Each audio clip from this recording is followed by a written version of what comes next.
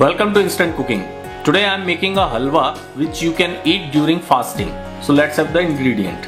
Very simple ingredient: water chestnut flour, milk, cardamom, almonds, clarified butter and sugar. So in a pan add 2 to 3 teaspoons of clarified butter, 8 to 10 almonds, fry them and remove them from pan.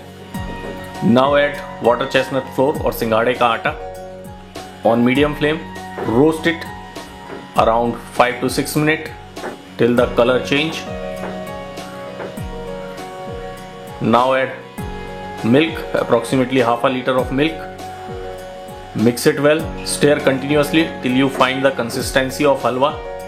Now add cardamom for flavoring. You can use cardamom powder. Add sugar as per your taste. Mix it well and stir continuously.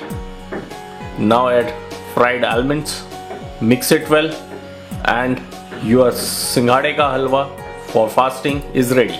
Thank you.